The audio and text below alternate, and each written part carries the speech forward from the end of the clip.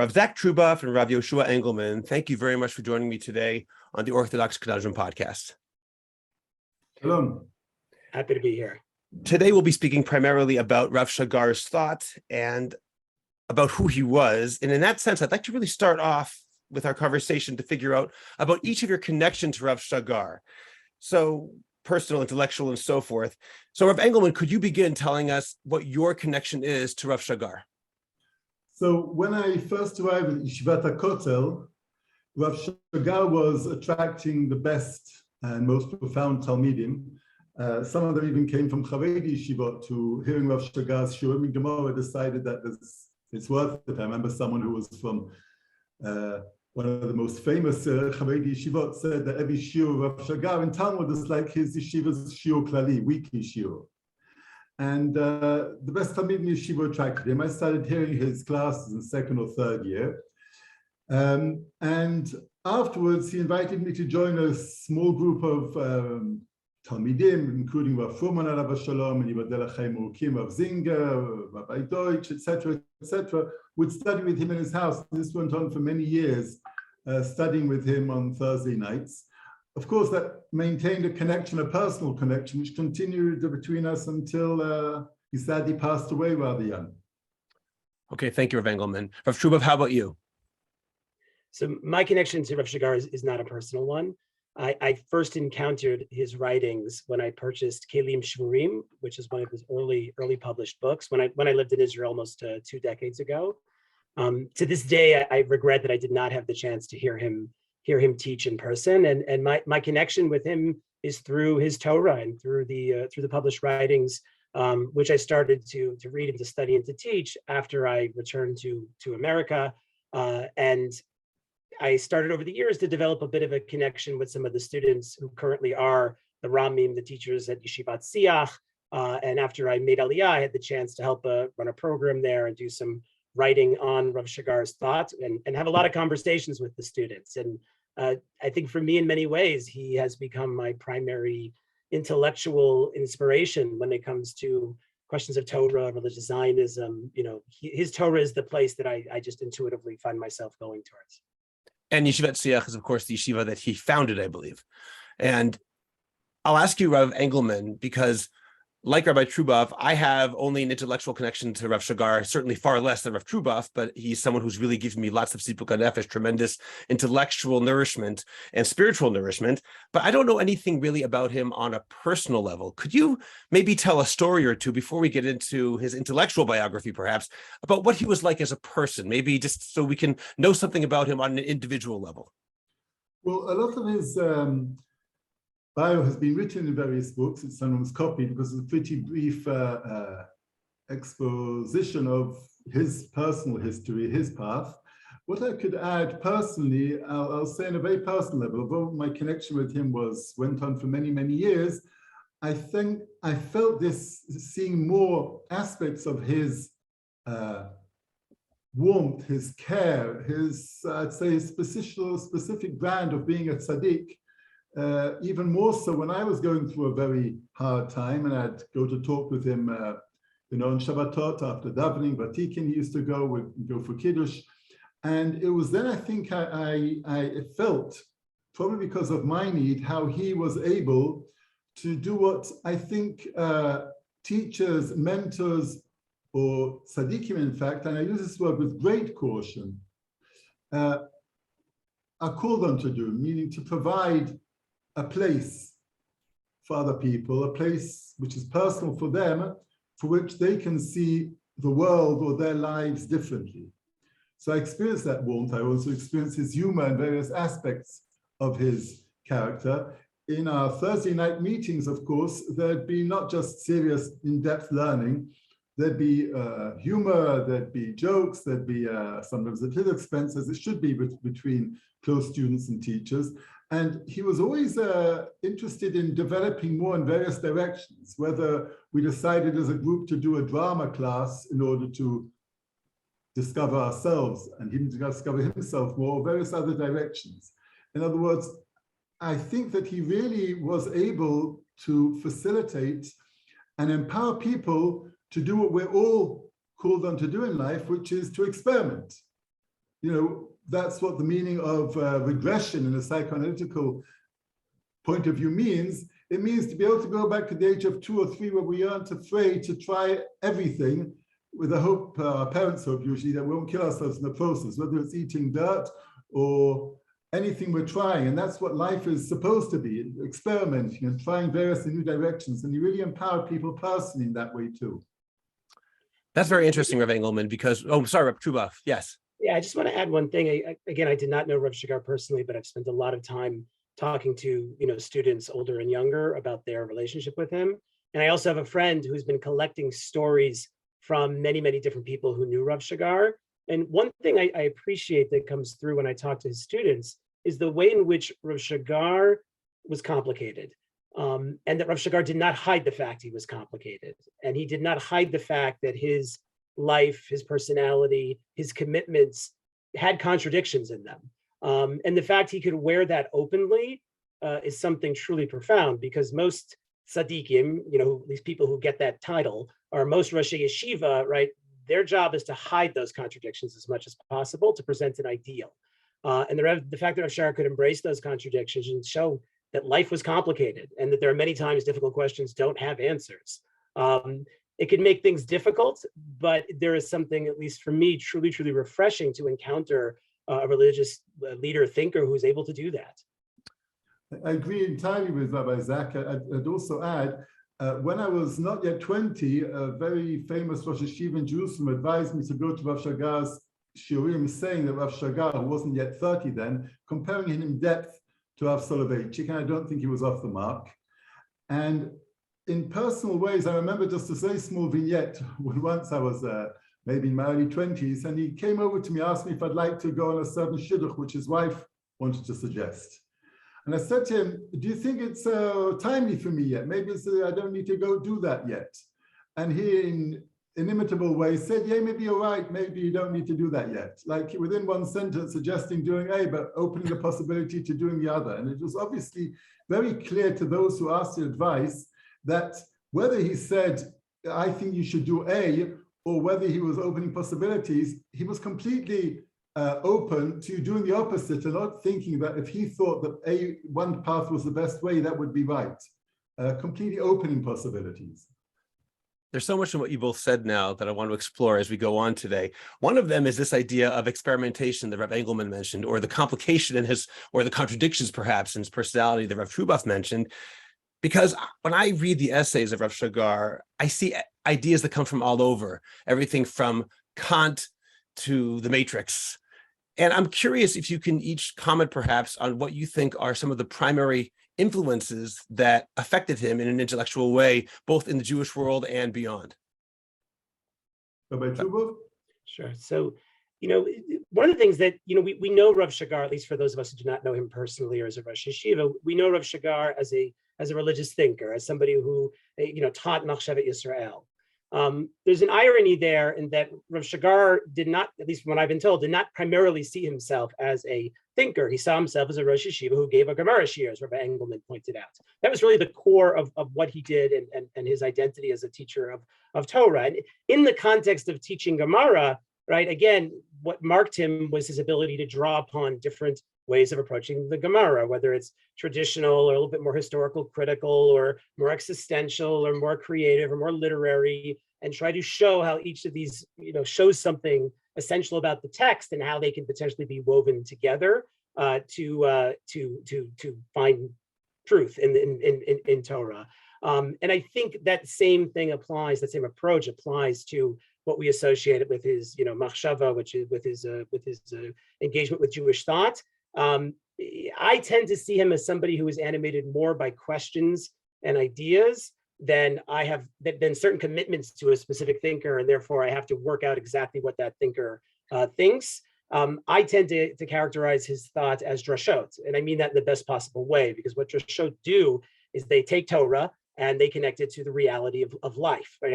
It makes Torah real. That's what drashot do. Rav Shagar would often cite this idea that Torah Emet has to be a Torah Chaim in order to be a Torah Emet, right? A Torah of truth has to be a living Torah in order to be true. So even though he is drawing on all of these influences, right, his primary interest is Torah. it's always Torah, and that there's a truth to Torah that we have to find and make real. He recognized the way that different Jewish thinkers, different secular thinkers can help us understand that. But to this day, I feel very strongly Rav Shagar was not a philosopher. It began with Torah and it ended with Torah with him. It's just that secular philosophy, postmodernism, post-structuralism offers an angle to think about certain questions and think about certain ideas that can deeply enrich our thinking. And again, he's a religious Zionist. The Zionist part means he's also modern. He has a foot in that world. He thinks with that hat on, so to speak. So for him, that just became a part of how he was going to approach Torah. Engelman? I agree with Rabbi Truboff.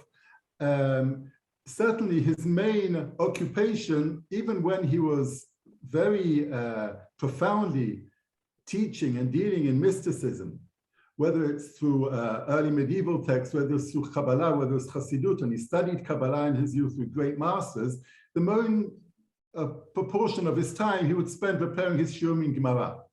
And I definitely agree that from the early years, it was always a question of making things real. I remember him teaching Bava Kama and really getting into almost the experience of the chicken throwing around stones or stuff like that, really living it. In other words, it had to be real, not just real on an intellectual level or on an emotional level, but really feeling the realness of this. And together with that, that also means being real means being aware of one's contradictions. In other words, a true person is full of contradictions, whether it's Yetzirah Tov or Yetzirah Ra, body and soul, etc., etc. That's the essence of a human being conflicted. And so Rav Shagar was certainly a conflicted person. A conflicted person is a rich person, is an emotionally and intellectually rich person, and certainly making things very real. I would add another aspect, which I don't think has been formulated enough, although it's been expressed in various ways, in which Rav Shagar, to my mind, was outstanding, and that is imagination. In other words, the ability to imagine another person's life, another experience, another way of seeing things, not just view it, but actually imagine it, is, I'd say, the essence of compassion, is the essence of humanity. So when people were talking to him about personal problems, he'd be really, you could see he was really imagining. I remember him once saying to us, maybe I must have been about 19 then, and he was saying to a few of us, you know, someone who learns how to read Gemara will know how to read and listen to other people. In other words, and he said this example, usually when someone says to you, I was going somewhere and a dog jumped on me and I was afraid, most people register the word fear. They won't bother to imagine what that experience of fear was for the other person. And that's an effort. Imagination needs effort, really trying to imagine. So it's whether learning a sugya or whether learning, you know, Jewish philosophers, you have to use your imagination. You have to try to really see it in terms that Rabbi Truboff mentioned as real. And that came to the fore often when people consulted him with problems, because he didn't just listen to the words, but he imagined what they were going through and could experience. And that's the way people felt that his listening was very, very profound. And I think that's a very important essence of his teaching, was this ability to listen even to an extent that it can become quite mystical. So speaking of mysticism in that sense, and Rav Engelman, you talked about his relationship with Kabbalah and Chassidut. I want to ask a little bit about what that was for him.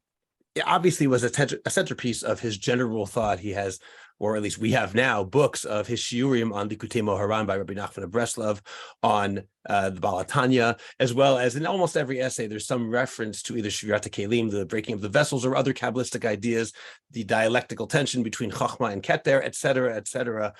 So this is sort of an open-ended question because I'm not sure there's a proper answer, but was he a Kabbalist? Was he a Hasid? Or were these ideas that fed his thought and he was able to use them in certain ways, but he wouldn't be classified in those typical categorizations? First of all, of course, classification is always problematic. I certainly agree with that his teachings were a certain type of drashot, not trying to create a system of thought. However, various academics have analyzed his thought before he passed away, and certainly since. Rav Itamar Brenner, who teaches in his yeshiva and in other places, has written an interesting article about mysticism as it developed through his thought.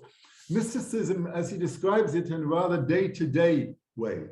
In other words, whether in the period when he was speaking in existential terms, and he obviously had a very healthy and necessary skepticism of false mysticism, and whether in later years when he also talked about various popular forms of mysticism, whether it's New Age or whether it's expressions of these things in science fiction and other forms of understanding, but seeing and expressing the mystical aspects of reality of being, as these are open not only to a certain elite who work excruciatingly hard, whether for years or decades, whether in Jewish paths or other ways, but actually the possibility of ordinary people, lay people, experiencing the mystical sense in its various forms, because there's not just one way of experiencing mysticism, experiencing in its various forms through everyday practice, through the keeping of halakha, through the Jewish experience, through the experience of home and of covenant and of brit. But all these, I think, very much infused his thought, whether directly or indirectly, and he certainly wrote about this directly as not just a personal option, and he says in various places that there can't be any true religion without the kernel of mystical experience, which is said quite emphatically in various times in his life, early years and later years, but these being as an option for people, for peoplehood, for Am Yisrael, and for a certain type of utopian state, not an abstract utopian state, but a very real type of modern Orthodoxy and Zionism, which is not does not absent itself from a certain mysticism, which is also a touch with the unknown, which is a touch with the numinous, which is a touch with very expressions. Now, some would say, was he a mystic or not? That depends on one's definition, but certainly he had and expressed and shared with us some mystical experiences, and it was certainly very powerful in his thought. Okay, Rabbi Truboff, do you want to add anything to that? I look, the term mysticism in Rav Shagar's thought is a very complicated term, and as Rav Engelman pointed out, like where and when and how it's used is sort of open for debate and for discussion. One thing that's clear about Rav Shagar is he does have his sense of historical consciousness. He recognizes the way in which he, as a modern person, is at a distance from certain ideas and beliefs that people in previous generations would not have necessarily been at a distance from. So he talks about Hasidut, like he's very much aware that as a religious Zionist, it's not just that you can just go become Hasidim, right? Like that's not really an option. And that if religious Zionists are going to take on Hasidut, both the thought, the teachings, or the practices, it's going on a certain level to be something different. So I think that's important that he recognizes where he is and what's possible and what's not. And he is very concerned that religious thinking doesn't just become fantasies. For all of Rav Shagar's emphasis on imagination, right? Imagination is typically associated with fantasy. Rav Shagar does not want religious life to be just like these fantasies of the way we want things to be rather than the way things actually are. And much of contemporary, New Age spirituality or even Neo-Hasidut is built on fantasies, like on nostalgia, on this imaginary wholeness that one can achieve and experience. And Rav Shagar has a deep skepticism about those ideas, even though he also, yearns for them. I think in particular, when he uses mysticism in a way that I resonate with, it's, again, the ability to think contradiction. It's the ability to think dialectic. It's the ability to recognize there are limits to reason, and yet we often find ourselves operating beyond those limits of reason, meaning the simple fact that we are religious and we do things that are religious, we act in certain ways that like 90% of the time can't be justified, right? Like in any kind of purely rational sense. So if you're able to sit with that awareness and live in that space in which I do things that are true and real, but I can never fully explain, for Shagar, that in a certain sense is like the opening to mystical consciousness, right? And to be able to hold that space is very, very important for Shagar. And the term mysticism becomes one in which we can use to help us hold that space, especially at a time when, again, religious thinking always has to be justified and rational, makes sense, and have a purpose that everybody can be explained to. And I'm not even talking rational in the scientific sense. I mean, just rational in the sense that like, oh no, we do this because it has all these outcomes and it's important.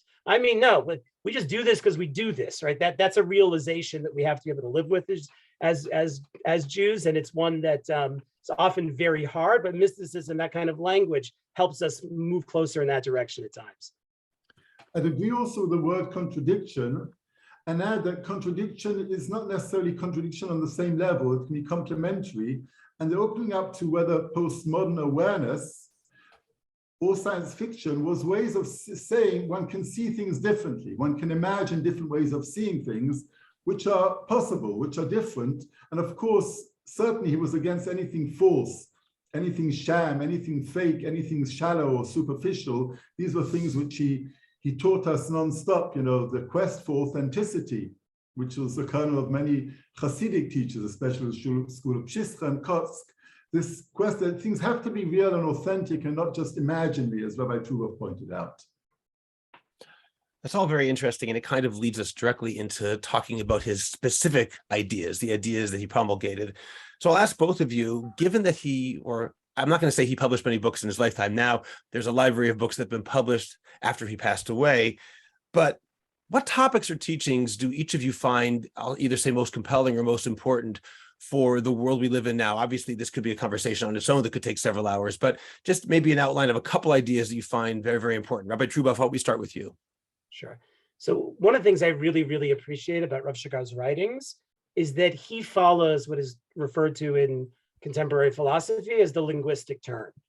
In the early part of the 20th century, philosophy, and not just in philosophy, but in other disciplines as well, anthropology, sociology, made a turn towards recognizing that if we want to examine human existence, human purpose, human meaning, we have to primarily focus on language and recognize that language is the way in which human beings structure meaning and purpose and their understanding of the world. And that oftentimes, while we want to focus on things that are sort of out there, and out there, I mean like the world around us, that can actually be a distraction from the fact that it's language that is actually shaping our understanding and perspective of what is out there. And what Rav Shagar grasps is the way in which Jewish thought, and specifically Kabbalah and Hasidut, see language as so central to our religious thinking, that the words that we use and how we use them are of profound importance. And again, there's a tremendous amount of 20th century philosophy that touches upon this. But what was so important for Rav Shagar is that the shift to language means that we are moving away from thinking about truth purely in terms of what they call the correspondence theory, meaning that something is only true if it can be verified empirically, like in reality. That's to refer to something out there in the world that exists in order to be true.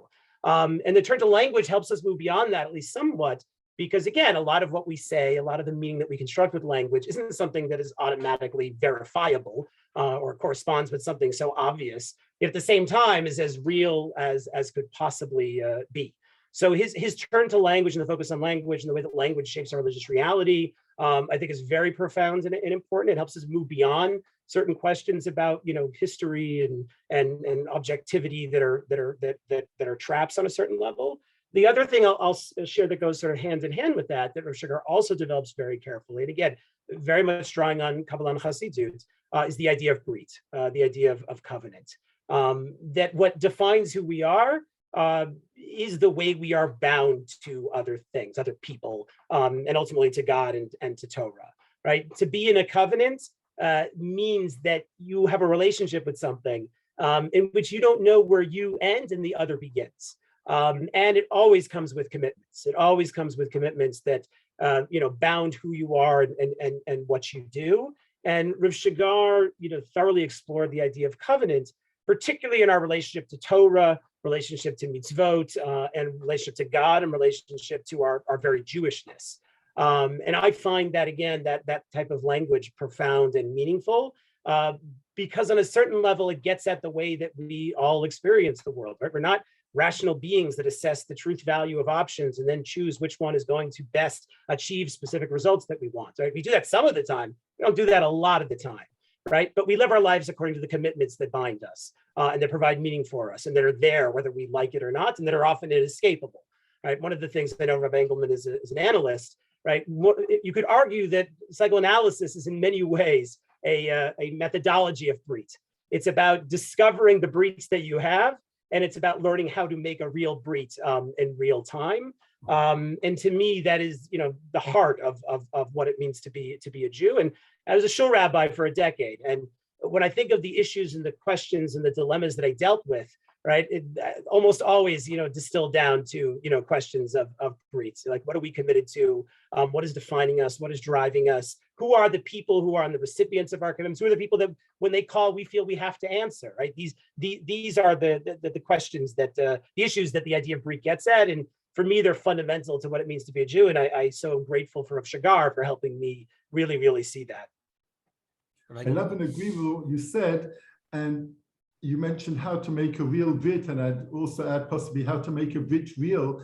My feeling is, and I suspect you've read a lot more Rav Shagar than I have, is that for Rav Shagar, brit, covenant, is a prime concept. It's not something which is a corollary of something else, which is an expression of something beforehand. It's actually what itself is, and thus doesn't demand justification from the outside. In that way, I think he was offering a solution for many young people, or many non-young people, who ask themselves, how does one live a true, authentic Jewish life with the contradictions which are raised by Bible criticism, by Talmud criticism, by philosophical thinking, and all the questions which are very relevant. So he disagreed, and I think quite strictly, with thinkers such as Leibovitz, Goldman, others, who he felt were allowing a certain schism between two lives, between a life which is the academic life and the academic thinking, and their Jewish life, which could mean something completely separate. He wasn't prepared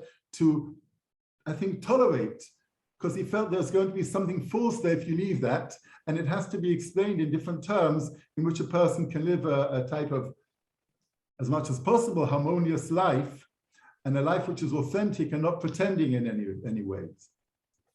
I want to So ask about something you... The concept of brit was very central in expressing that possibility, and expressing if there's one transcending. I would say it's the most important concept of Shagar, because almost every other concept can be found within it in one form or another, in a lot of ways. I feel strongly about that. Yes. Okay, then that leads me to a question. You both talk about truth, and you've almost contradicted yourselves in a way which probably Rav Shagar would appreciate, because on the one hand, Rav Engelman, you said that he was not interested in something that's imaginary and therefore not true, fictional. He wants truth, and he cared deeply about truth. And at the same time, Rav Truboff, you just mentioned how he was moving away from perhaps the correspondence theory of truth. I want to ask you what he meant by truth. What did truth mean for Rav Shagar? Rav Truboff?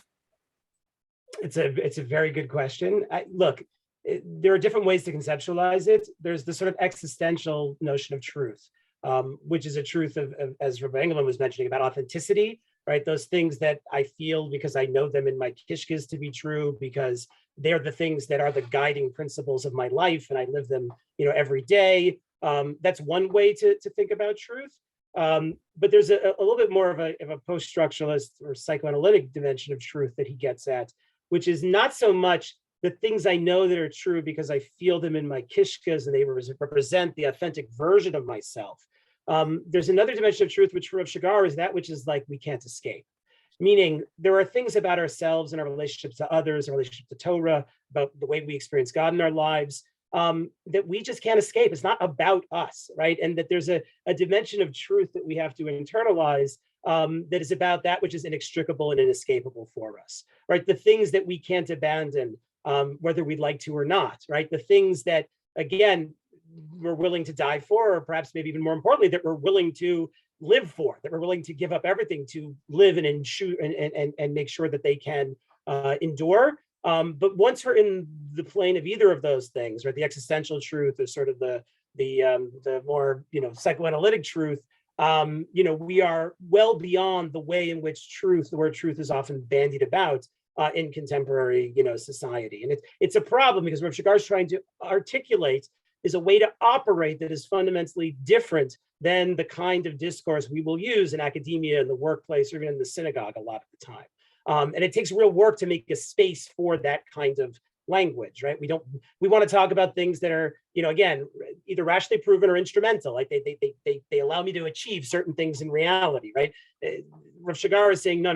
Like deep down, like the truths that ultimately fill your life with meaning are never going to so easily fall into either of those categories of being justifiable or because they get you X, Y, and Z. The things that matter most to us, again, Torah, God, our spouses, our children, right? These are things that live in a world far beyond like the correspondence theory of truth. Rav Engelman? I'm reminded of a story of Simcha Bunim of Shischa, if I'm not mistaken, that once they were talking, as Hasidim were talking about some very renowned Admor Rebbe who was very profound and knowledgeable in Kabbalah. And Rav Simcha Bunim made a face, shrugged. They said, what do you mean? He knows so much. He said, Hu lo haya sham, he wasn't there. In other words, there's something about being there which one can discern or not discern, and one is liable to say this about others without knowing. But just as someone could give a very learned lecture about New Zealand, about sociology, anthropology, history, politics, etc., and someone will say he hasn't been there, meaning even if he's traveled there, he hasn't sensed the essence.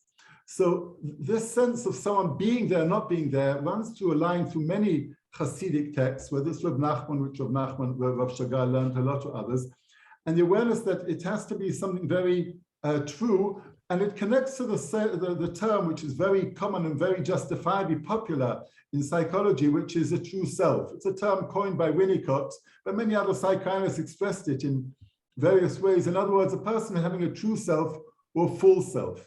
Now, Rav Shagar had great admiration for various rabbis and teachers, and he didn't badmouth others, but through his expression and his admiration for certain people in various ways, you could sense what he would admire, what he wouldn't admire. And it certainly was something demanding of someone, of his Talmidim, something very, to be, a certain, I'd say, very basic honesty and true, not fooling oneself, not playing games. For so many people, Orthodoxy is a type of game which they've grown up into, where they start playing, they get engaged in it, really engrosses them. But this can be very, and something which, of course, in psychoanalysis, one wants patients to develop a more true self. And it occurs to another term of a thinker who Rav Shagar also loved, Wittgenstein, for whom the question, the central question almost in everything was truth and seriousness. Now, as everybody who knew of Shagar knew him as a very serious person. It doesn't mean he couldn't laugh, but he was a very serious person. When you went to talk to him, you weren't there to waste time. And it wasn't just a matter of time, of course. It's a certain seriousness in the question in everything, and anything will be, whether it's even doing a mitzvah or something contrary to that, but are you doing it with seriousness?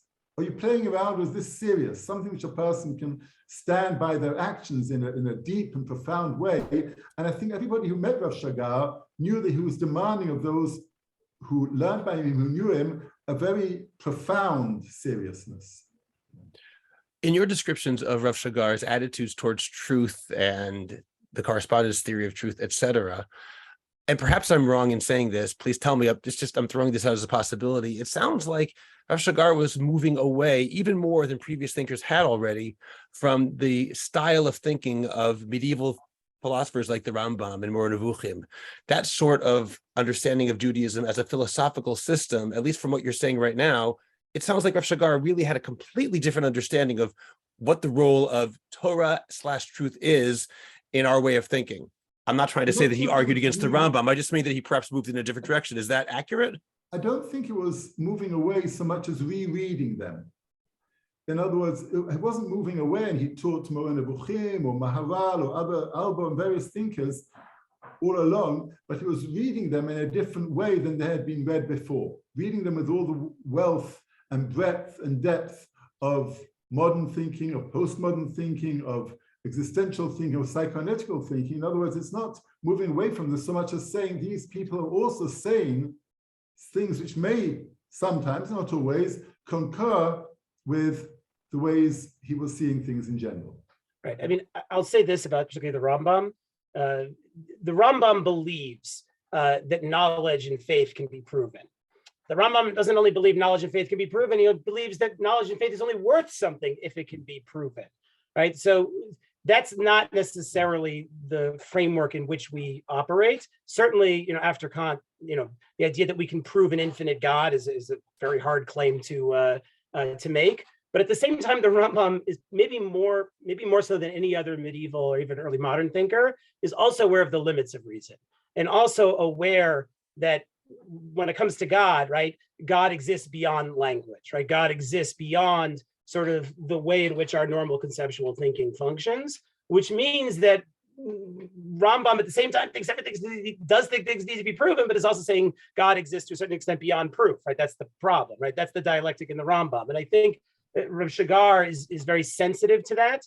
And in that sense, he's able to find aspects within all Jewish thinkers, sometimes reading them against the grain, sometimes reading them as they maybe intended, but either way, to show how it's all Torah and it's all, in dialogue with each other. Like, it's almost rare, if not impossible, for him to find a thinker where he doesn't see the Torah within them, even if there's a lot that he disagrees with.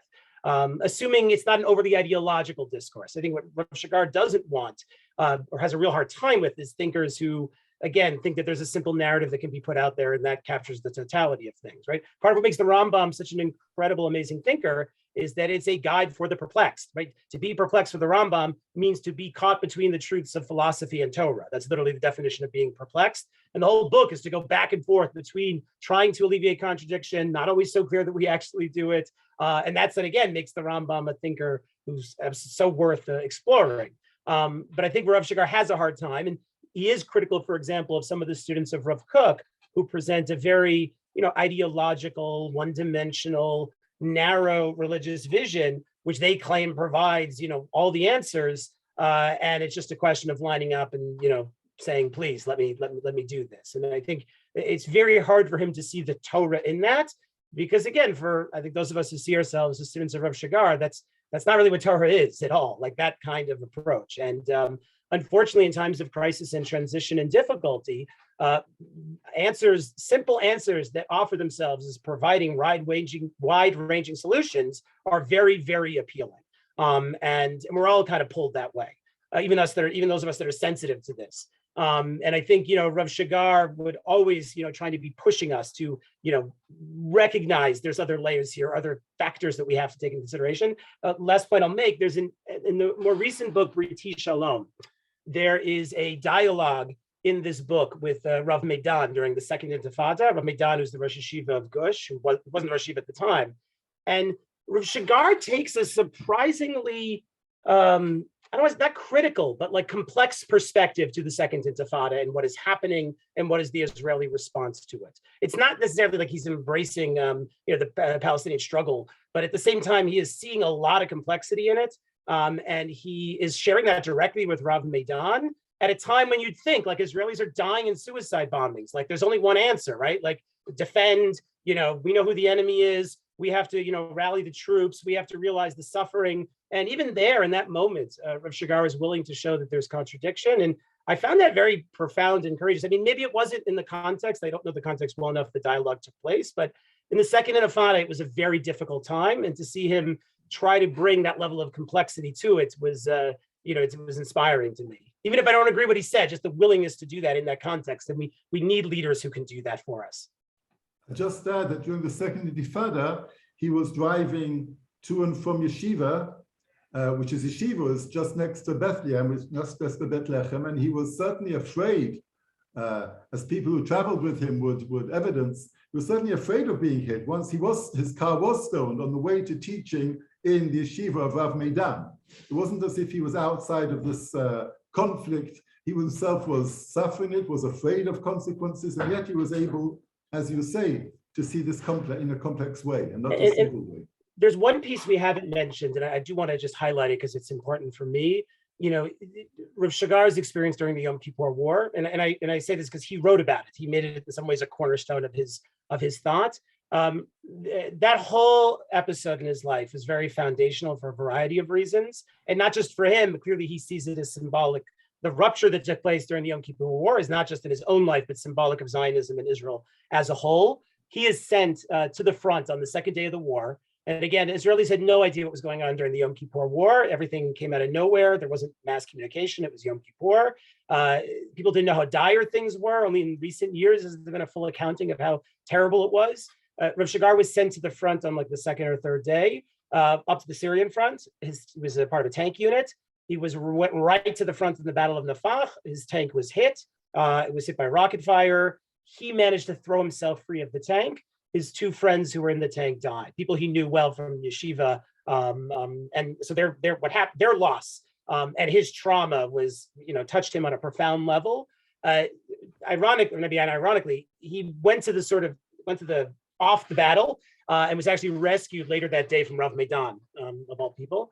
And I think it's fair to say that trauma was foundational, because what it showed Rav Shagar, he writes about this, is that there's never going to be easy and obvious answers for the most difficult questions that we face. Questions about faith, questions about God's justice, questions about redemption, that we're going to have to live with, again, contradiction and rupture and a lack of understanding. But that doesn't need to negate our faith.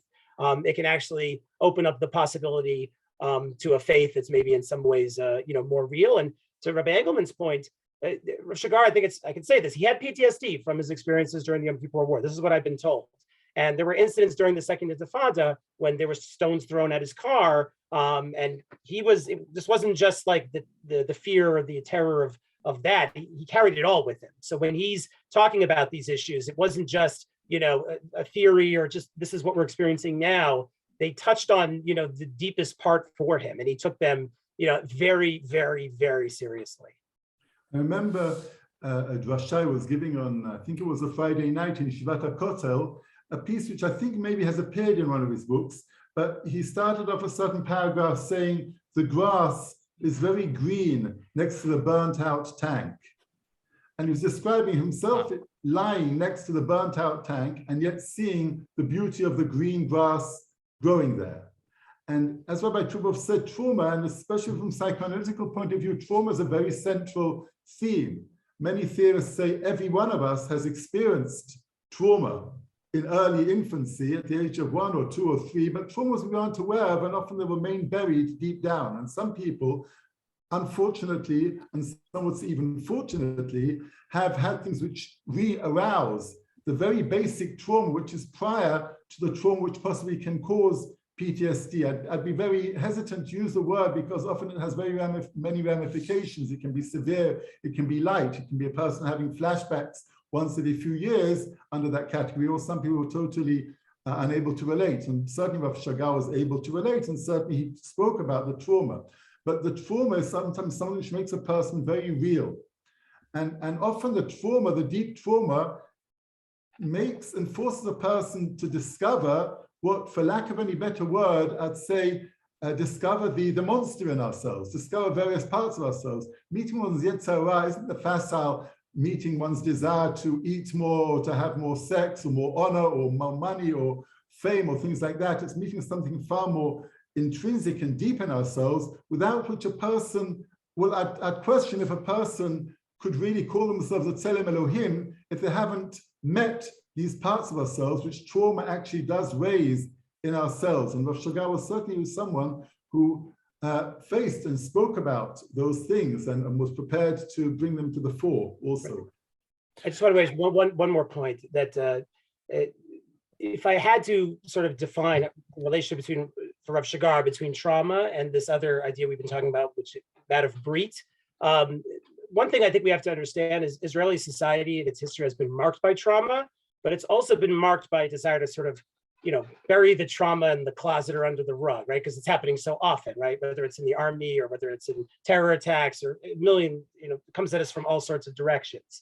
The challenge is that so much of this sort of ideology and superficial thinking that gets thrown out there is in many ways an attempt to sort of keep the trauma away, right? Because when trauma rears its head, and Rav Shagar is very open about this, it prevents the possibility of any kind of final answer, right? Because trauma never really leaves you. That sort of black hole of trauma that one carries with you eludes the possibility of being able to give a final answer to make it go away. That's what trauma does. It persists in one form or another. And I think for Rav Shagar, the idea of Brit, the idea of covenant, he doesn't say this, but I'm going to say this. For him, the idea of Brit is that which survives after trauma, right? Trauma tends to negate things and take things away, right? Brit is the idea that there's something that remains. There's always something that remains. And I think that is very important to him and important for all of us, because we are going to encounter contradictions and disruptions and ruptures. And the question is always like, do we just hide and try to find whatever we can to protect ourselves, or recognize that there's always something that persists after that, even after we've lost things?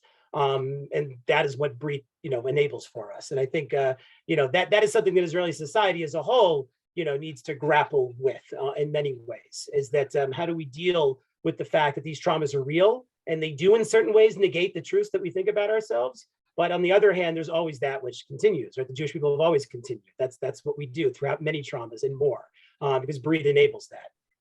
What you're both speaking about is very, very intense. I'm sorry, Rabbi Engelman, yes. So for me, Rabbi Scott, I'd just like to reiterate what Rabbi Truboff said, because I so love that expression, that Brit is something which, remains through and after and survives the trauma.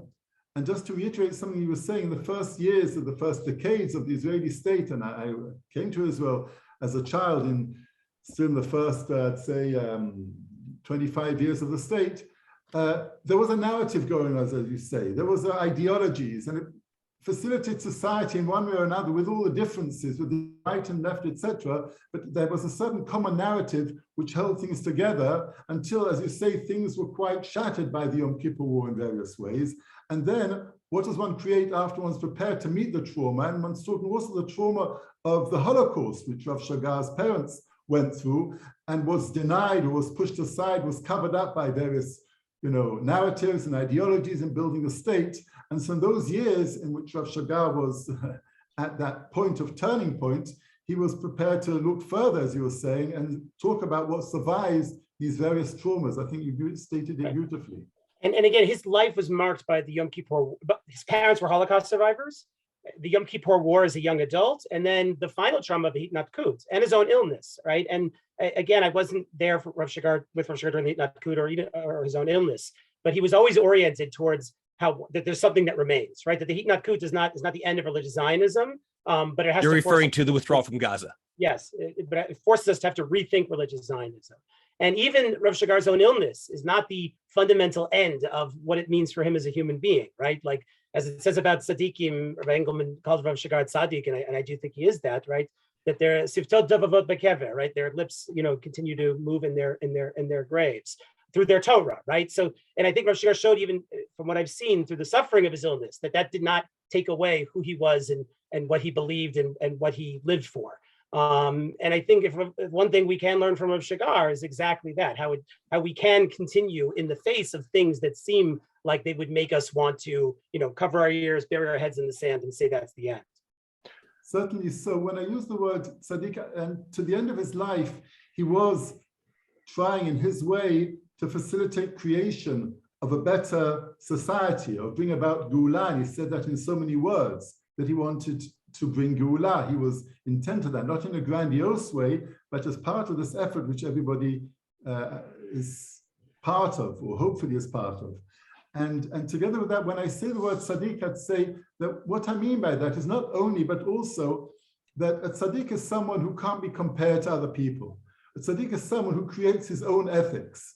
Morals are something given, but a tzaddik implies that someone who's created his own ethics. And Rav Shagar was certainly creating his own ethics, and in the hope not just of teaching others his ethics, but rather facilitating people creating their own ethics, which is something which every one of us needs to do. You've both been speaking about the Yom Kippur War and Rav Shagar's attitude towards religious Zionism in a general way. So I'd like to ask you about it more specifically now, if that's okay. I'd like to know, what was his general attitude towards the religious Zionist world? Was it in line with the classic religious Zionist positions, either of the Rav Reinus or later on the more Gush Emunim? Was it something different? And then I'll follow that up now in terms of the messages that are implicit for us regarding how he saw religious Zionism. Rav Engelman? Well, certainly he saw himself and expressed himself as someone who was part of the religious Zionist world.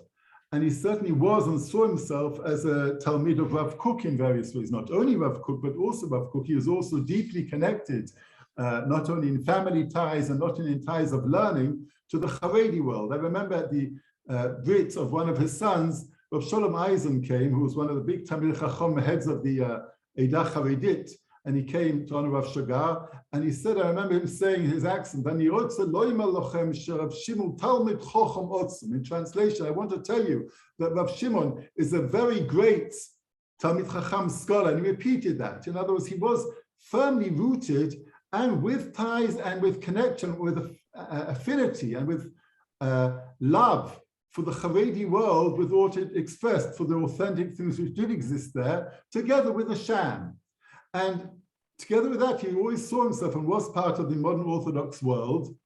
And he wanted also to reform that world, and he was trying to clean it in certain ways of the ideologies, of the facile statements, of all types of slogans which have nothing to do with true Avodat Hashem. And so in that way, he was part of it, and he was trying to make it deeper, more profound, more serious, more connected. Tefillah, prayer, has to be something real, not something which is done by rote. Learning Torah has to be a life endeavor and connected to one's life, has been said here. So, and that was all part of the modern Orthodox world, in which he still pinned hopes of moving it forward in a direction, if not in the soul direction, which Rav Kook was pointing out too.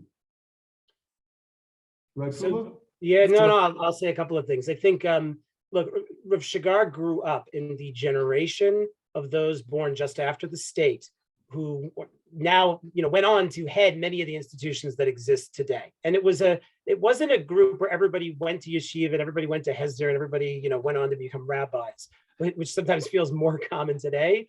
He was part of a select group, an elite. And, amongst those of his generation, Rav Medan being an example of sort of the chevra, the broader chevra who we're talking about here, Rav Shagar was always highly respected, but at the same time, Rav Shagar was always somewhat on the periphery, a little bit on the margins, right? He was, for a time, Rosh Yeshiva of HaKotel, but he did not stay at HaKotel, right? HaKotel is sort of a primary institution of religious Zionism. He didn't stay there, and there's, again, because that's not exactly where he saw himself at the center, per se. And that's true. I think that is true also politically, because Rav Shagar was willing to recognize some of the contradictions. So he writes openly about the aspects of Gush Emanim that he identifies with, and the aspects of it that he thinks are a deep distortion of Torah. And that's the way I think he identifies with a lot of religious Zionist politics. I've written about this on the past, and it's in my book, but in Briti Shalom, right, he makes, again, very, very clear that he feels that Israel is caught between, again, this facile, options of left and right, each one sort of presenting their simplistic answers to Zionism's problems, and his own desire to move beyond those simple dynamics of left and right. And he's striving for that. I mean, I was told there was a time where he might have been affiliated with Meimad, though I think he also writes he has an ambivalent relationship with Meimad, doesn't really love everything about it, that he was a little bit more associated with the peace process, but he was also ambivalent about where it was going and what the consequences might be. And if there was one thing I can say unambiguously about Rav Shagar, is the idea that, again, power and violence and the assertion of Israeli sovereignty is going to be the solution to all of Zionism's problems, that Rav Shagar would have seen that as nothing more than just, straight up, idolatry, especially when it's tinged with messianism, right? That through our assertion of power and violence and our strength, right, not only are we going to solve our problems, where that's the vehicle through which we will help bring redemption. I mean, I think I can say openly, Rav Shagar would have said that is nothing more than a chilul Hashem. And I've written about this in the past, that the fact that the political party Tzionut Datit has the people that it has in it, Smotrich and Ben Gvir, and the language they use, the ideologies they put out there. I think Rav Shagar would have hurt him quite a bit, that's the only political party today called religious Zionism, is people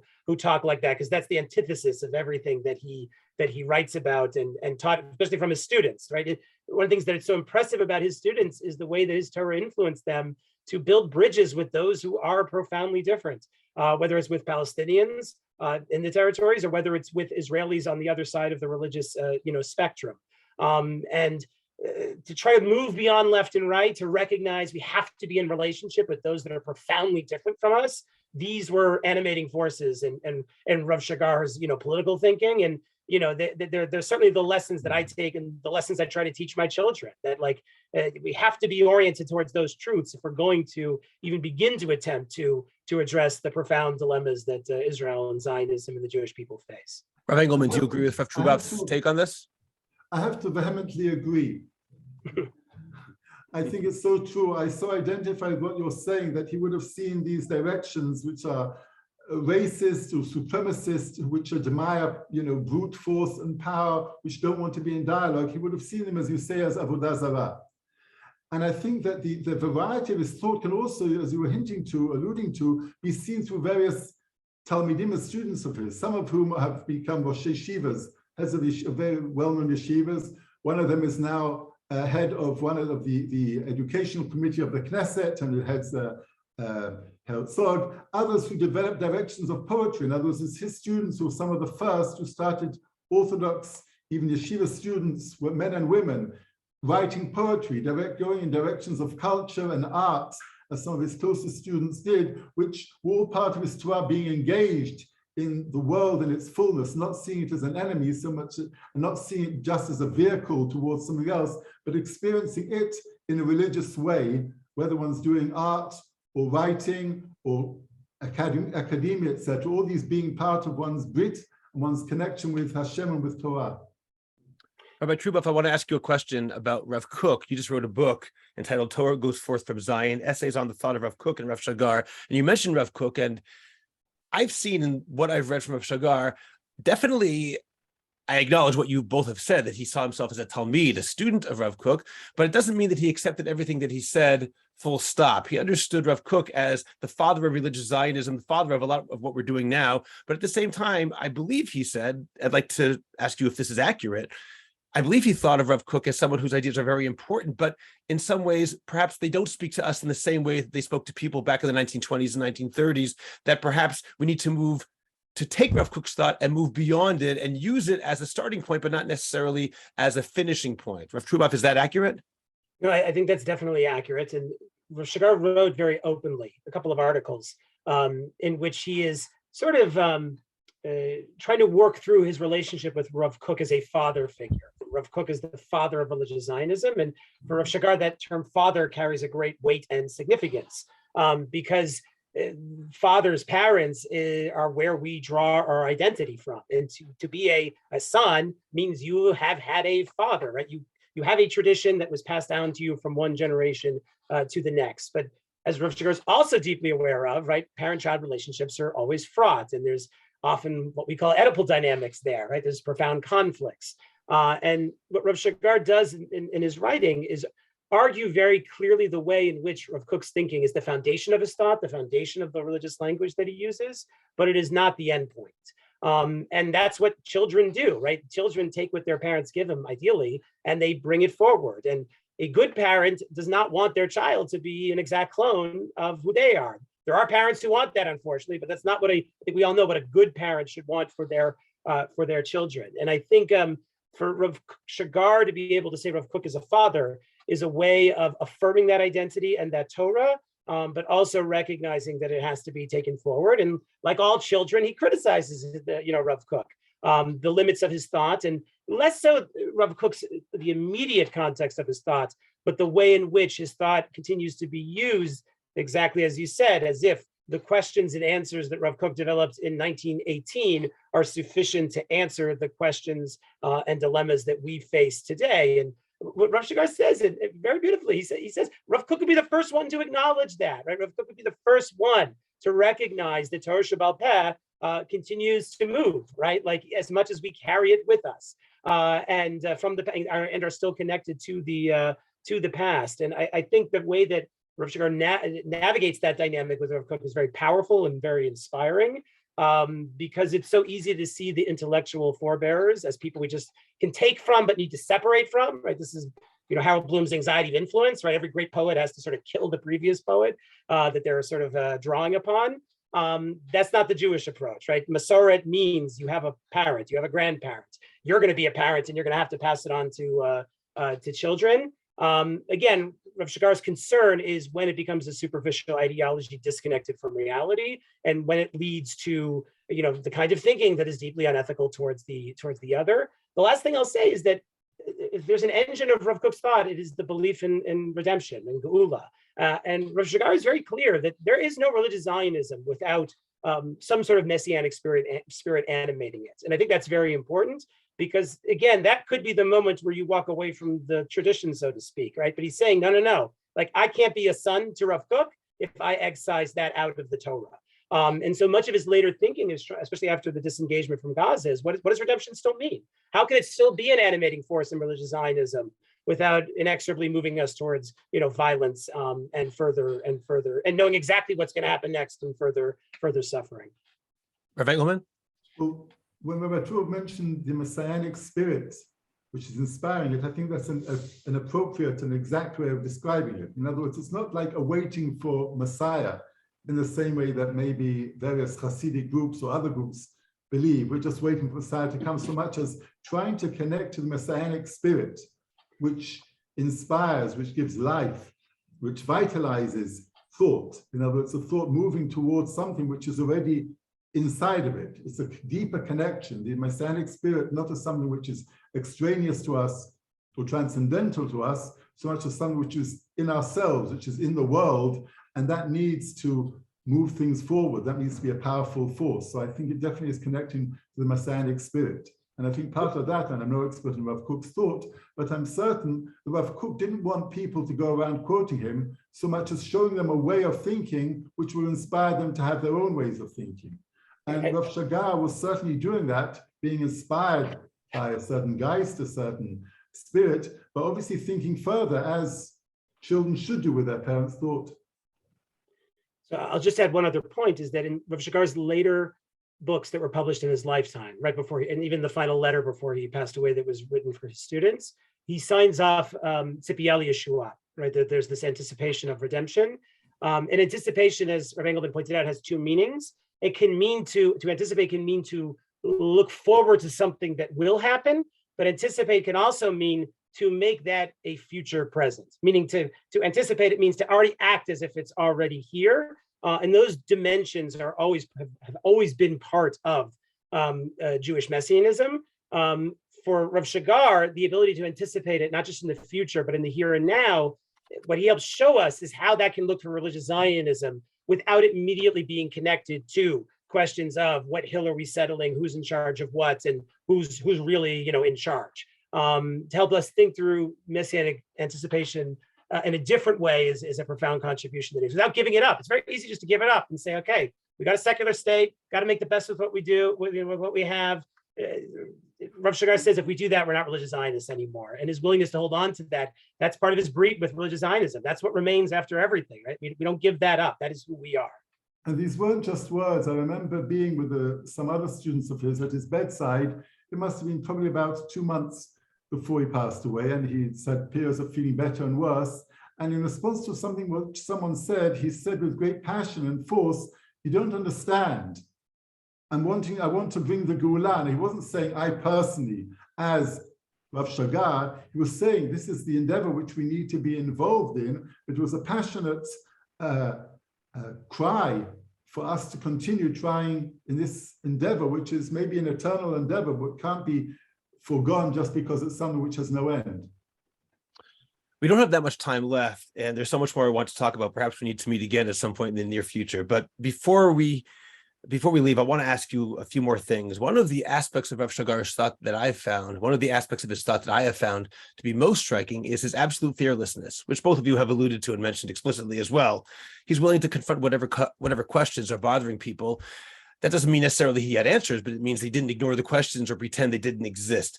So I want to ask you, first of all, what are some of the most controversial issues that he's willing to discuss that you saw? And second of all, in particular, you mentioned before, Rav Engelman, about his willingness to talk about academic approaches to the Torah, academic approaches to Talmud study. So did he have particular approaches to these various ideas? Well, I'll say two things. One thing, when you said your willingness to speak about things, I remember someone telling me how after a class, she came to ask him a question and he didn't say anything. And she waited and he didn't say anything. And she continued waiting and thought maybe he didn't hear the question, asked again, and he didn't say anything until she realized he wasn't going to say anything. In other words, he was also prepared not to say anything when he didn't think he had something which could be said. He wasn't as if he felt compelled to respond to questions. And on the other, together with that, as Rabbi Truboff mentioned, he was highly respected both by people who in some ways followed him and studied by him, and also by people who detracted. He was suspected, as many thinkers are, maybe should be. Radical thinking means always thinking which is challenging. I remember in one of his classes, he said something to which one of the students said, well, that's apikoso, that's heresy. And Rav Shagar very passionately banged on the table and said, well, if I say A, I will be a heretic according to these people. If I say Y, I'll be a heretic according to other people. I prefer to be my own brand of kofar. In other words, he was obviously attacked, and I don't think he was oblivious to that. But on the other hand, truth was the path he was trying to follow.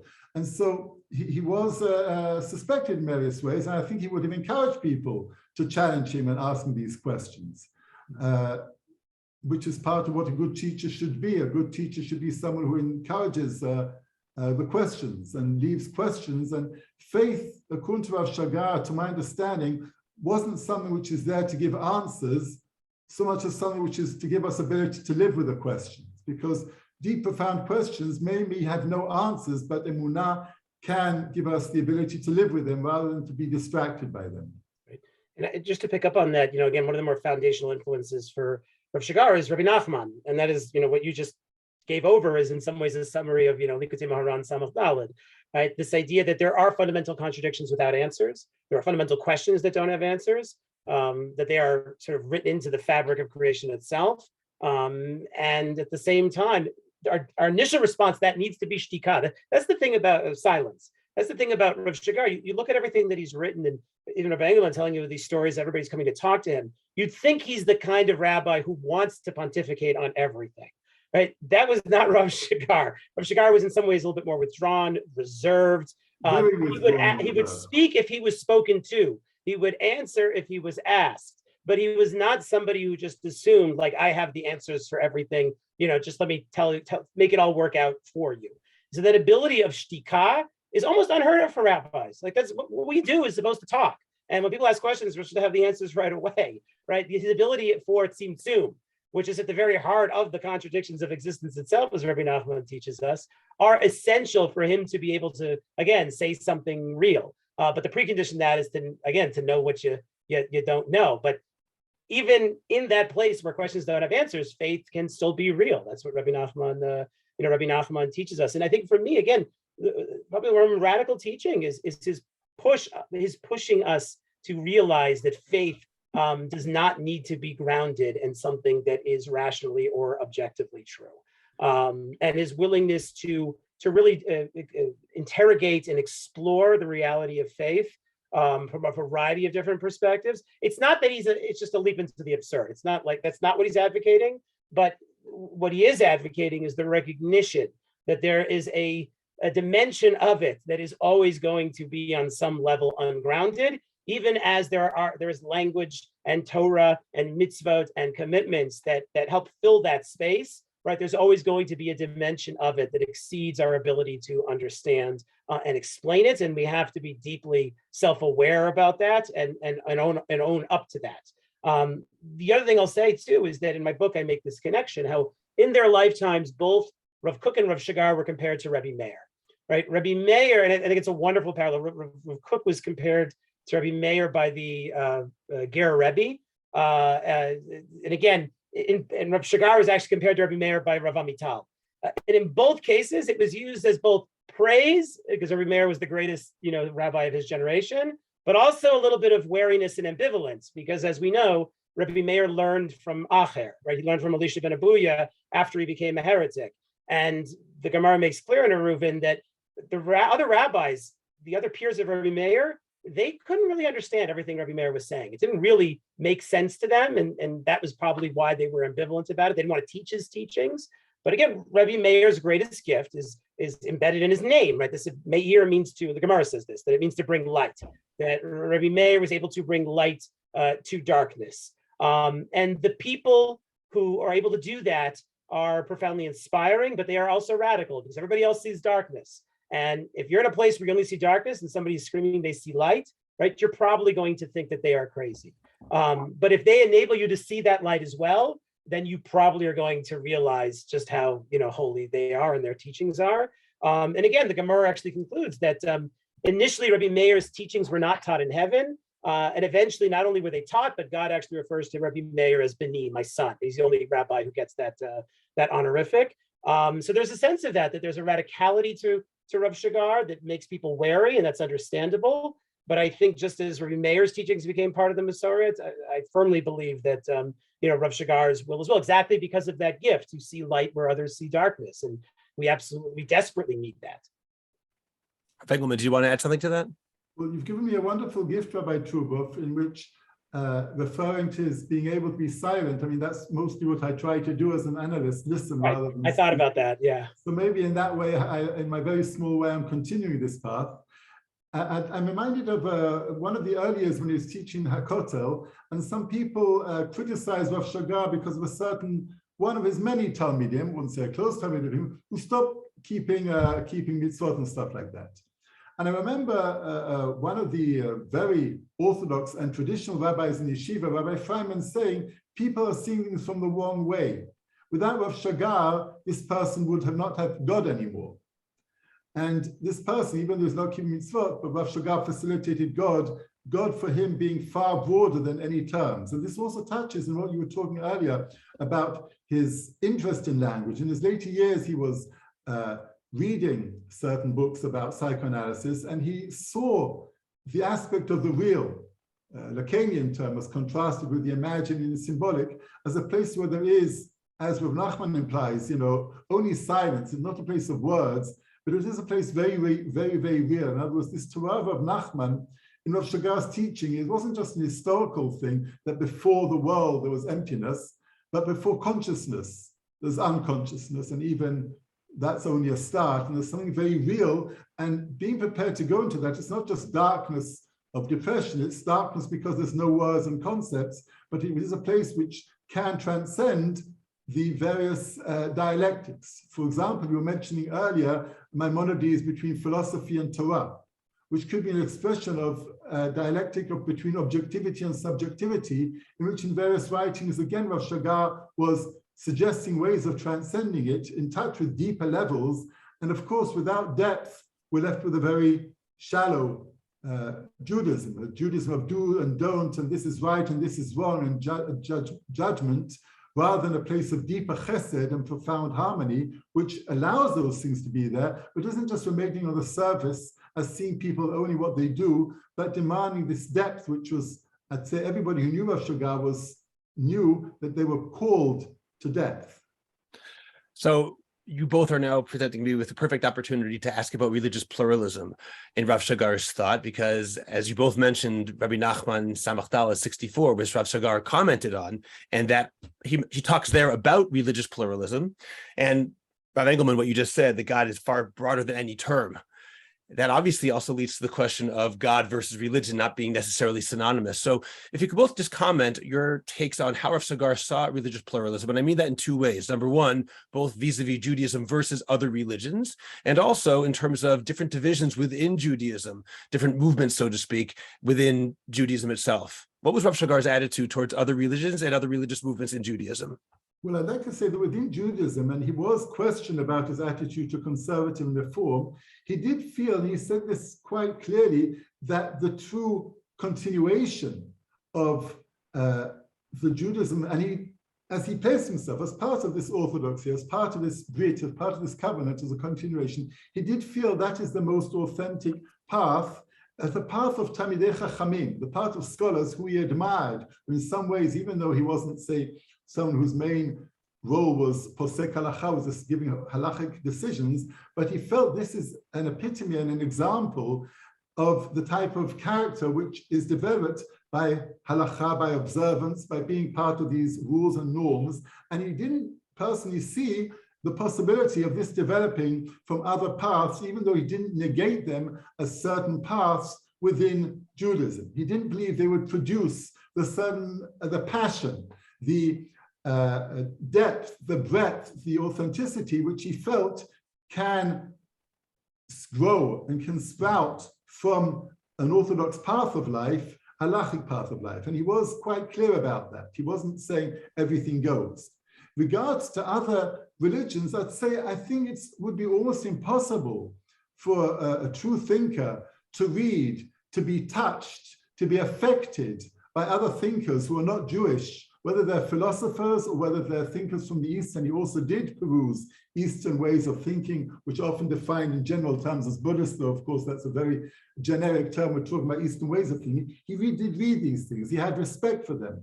I don't think a person can have deep and true respect for other ways outside of Judaism without feeling these are also true ways of approach to God. Maybe not Jewish ways, but there are ways which people are attaining a certain touch with the real. He was aware that when he's talking about mysticism, which does infuse his writings from early years and to late years, though it does develop in various ways, he was aware that his thinking is maybe somewhat inspired, but certainly relates to a certain general context in which these people also had true and real experience of God, however one interprets God. And so he certainly was respectful of these, because someone who is in a true path is not comparing himself. I'm not saying, am I better or am I worse? One is not on any scale of being close or less close. One is doing a certain path and trying to make it as broad and deep as possible, while one has respect for other people who are pursuing in their way, I believe.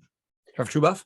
No, I agree with everything Rabbi Engelman said. Look, in many ways, Rav Shagar is a perfect embodiment of the Rambam saying that one must accept truth from whoever says it, right? Like, I think that very much is, his Torah lives that every page of it that you read. It doesn't mean you accept everything everybody says. But when truth gets said, you got to listen very, very closely. Rav Shagar writes, and I think this is important, again, going back to the idea of Brit and Covenant, that difference can only be bridged, difference can only be even made real when two people are coming together out of their covenantal commitments. Meaning, and he writes about this in a very powerful essay on tolerance and zealotry, that he says he finds the people that are most tolerant are the people that have the strongest sense of Brit. And that doesn't mean like they're the most fundamentalist, God forbid, right? He's very clear about that. Fundamentalism he actually calls as a violation of Brit, because it is so dependent on negating the other, right? The whole problem for the fundamentalists is that there's people who think differently. And the mere existence of people who think differently or live differently becomes a fundamental philosophical and religious problem for them. And that's why the other has to be, negated, because their mere existence challenges their own sense of certainty. To have a covenantal truth, to be committed to something that you can't even fully explain, means even if the other doesn't live those commitments, that's okay. That's not about them, right? And in that sense, I think there's something very powerful that to live the kind of Torah and truth that Rav Shagar is talking about is in many ways a precondition for talking with those who are different, if those people also maintain their own sort of covenantal, truths. If they don't, if they're deeply ideological, if they're trying to push their ideology in sort of in an assertive way, then it's very difficult for there to be real dialogue and difference ultimately. But covenant is what allows difference to emerge, because the other can be the other, right? Like, this is the whole nature of the Jewish covenant, right? Non-Jews can be non-Jews. It doesn't negate the truths that Jews have, right? That's the whole point. It's not about that. It's about us and our commitments. And that's how Rav Shagar sees covenant writ large. I think his critique of what he calls I'll give the critique of both non-Orthodox Judaism and Orthodox Judaism. His critique of non-Orthodox Judaism is that it lacks that covenantal dimension, right? He talks about this idea of the Nikudah HaKasha, right? That Rav Engelman was getting, this hard point that animates your sense of being bound to Torah and to the religious commitments that emerge from being bound to Torah, that can be manifest as a sort of neuroticism, obsessiveness, right? The sense that we are bound by halacha. The halacha commands us. That is central to what it means to be in a covenantal relationship with anything, is that the other commands me, I'm bound to them and their desires. And he's concerned that if Judaism lacks that covenantal dimension, it's just not going to really be Judaism anymore. But again, it's a subjective thing. Who are we to ever say whether somebody has a Brit or not? Like that's the whole point. Like, you sort of can sense it sometimes in how they react to others, but it's not something you can say, oh, you have a Brit, I have a Brit and you don't. So again, even when he makes these statements, he would be the first to say, I can't, point out who's, who has this or not. His critique of orthodoxy is the very fact that it is orthodox, that is, it is driven by this sense of there's a correct set of beliefs and practices that everybody has to get in line with. And the problem with Orthodox identity is the way, again, that it is non-covenantal, because it is bound by social recognition, right? The most important thing about being Orthodox is that other Orthodox people say you're Orthodox, right? That's what defines, this is an important critique, but this is what defines what's usher and mutter, right? It's not what the Torah says. It's not even whether other Orthodox Jews will say it's usher. There's plenty of things you can do that are usher that Orthodox Jews will say you're still Orthodox. It's the things that, again, once you do, put you outside of the recognition of that identity. And that is like a profound problem for Rav Shagar, because then it's not about Torah, it's not about God, it's about what everybody else wants. And Rav Shagar, in some of his later writings, he talks about this aspiration for a non-Orthodox orthodoxy, right? Like basically, an Orthodoxy is animated by Brit and not by social recognition, the need for the need for doing what everybody else conformity. And that is Orthodoxy at its worst. And unfortunately, that's part of the historical nature of Orthodoxy. It is, since its self-awareness as a movement of Judaism defined itself as like, these are the things you have to do to be in this club. And it become, again, so much of that is not really about Torah at all. And that's a real problem, because it distorts Torah and it distorts our relationship with God, Torah, and the Jewish people. What you're saying now, there's so much more I could talk about, and I have so many more questions, but we are mamash out of time. So I want to ask one final question to both of you. My question really is this. Rav Shagar is obviously a complicated thinker. He's not easy to understand, and his ideas can throw a monkey wrench into a lot of people's belief systems because he challenges people. Do each of you think that Rav Shagar should be a primary teacher for all religious Jews, all people who aspire to be Torah Jews nowadays, or should his thought be confined to those people who already are confronted with some of the questions that he deals with? If someone isn't bothered by the challenges of postmodernism, for example, if someone is perfectly happy living a classically Orthodox life as opposed to a non-Orthodox orthodoxy, should that person be given Rav Shagar, or should he be told, you're good the way you are, this is for somebody who's already bothered by this? What do you think, Rav Engelman? Well, I think on the one hand, my answer would be yes. And on the other hand, I'm not sure if it would make a lot of difference. I mean, there was lots of Talmidim who studied by Rav Shagar, Marius Itakot and others. Some of them became themselves Rosh Yeshivot. Some of them were very perturbed and moved and inspired by the questions Rav Shagar raised and the things he spoke about. And you could feel it in the ways and the paths they pursued and the books they wrote. Some of them you felt they were aware of it, they were open to it, they appreciated it, but as onlookers, like some people maybe onlookers read literature, they won't be moving them because that certain part in themselves which can be moved was just not so oblivious, it was appreciative, and that's as far as it went. So my personal feeling would be, and of course I'm biased, that I think Rav Shagar's thinking should be part of any Orthodox, certainly modern Orthodox, but even Orthodox syllabus. However, it's unlikely to tear up or rent apart, asunder, and disturb people who are not open to that being moved, just like there may be various thinkers whom psychoanalysis will not touch. Psychoanalysis is about discovering what one doesn't know about oneself.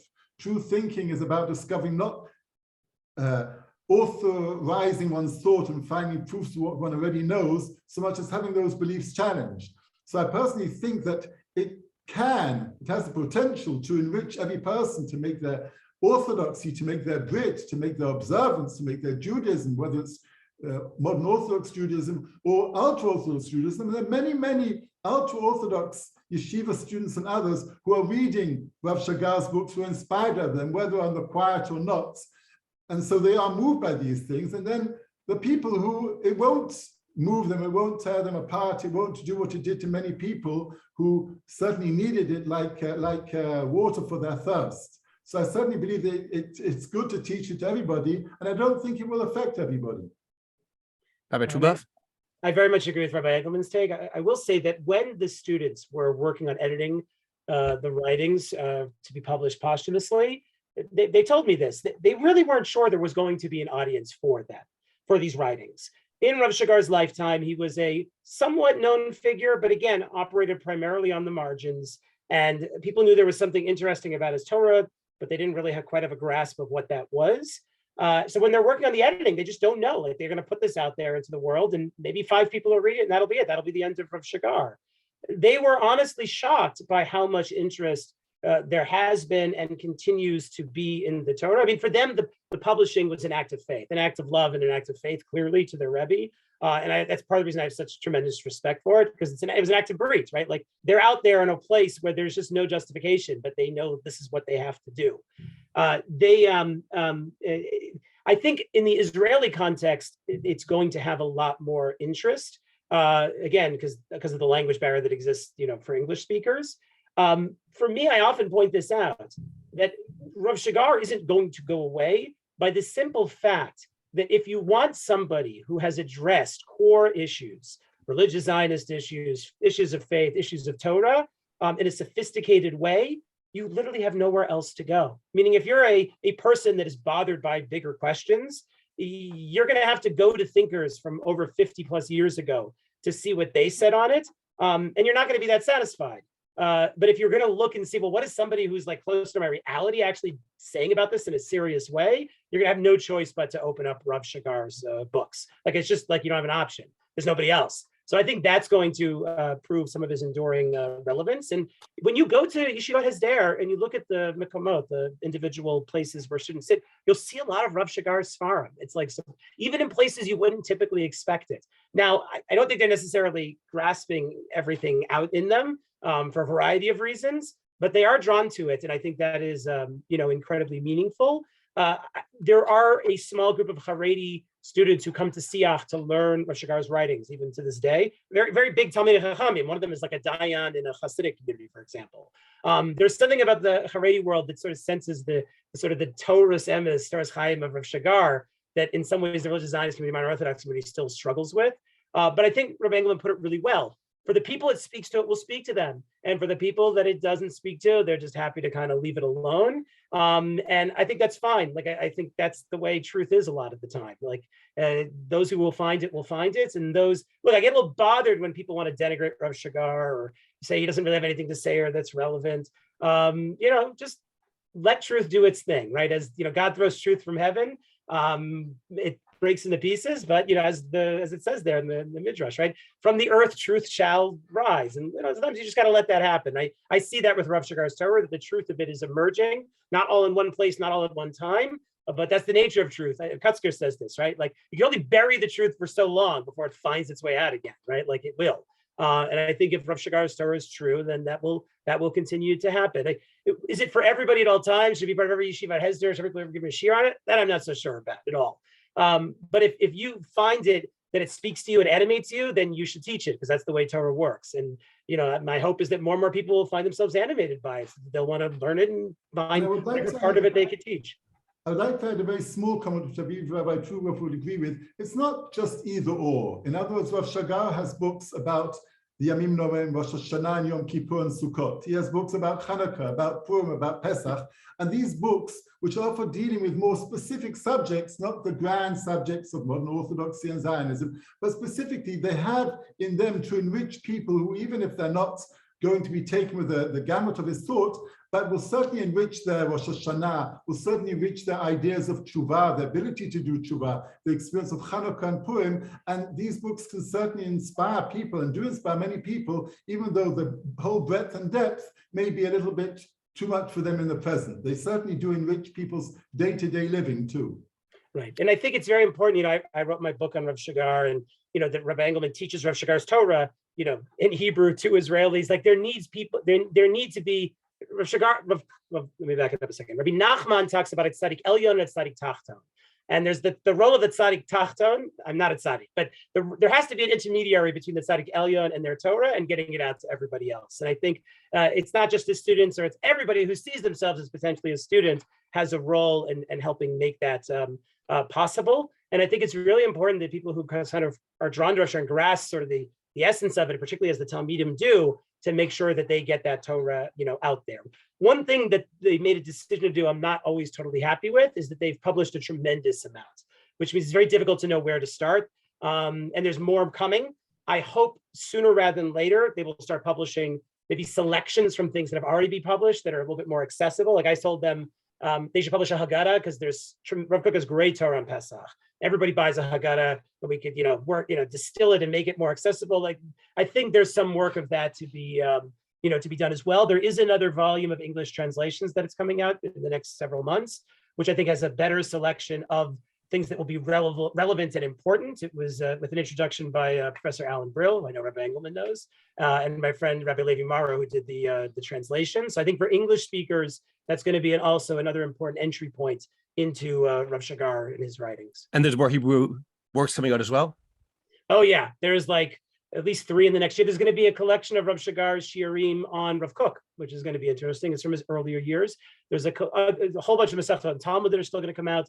There's one actually on Midrash that one I'm looking forward to in particular, because Rav Shagar is very good with creative readings of Midrash. He always finds the most interesting Midrashim I'd never seen before. Somehow you think you've been around enough, you've seen every interesting Midrash. Rav Shagar always finds that one I've never seen. Like, oh my God, how did I not know this? So that's another book that's coming out. There's more. I mean, there's a list of these.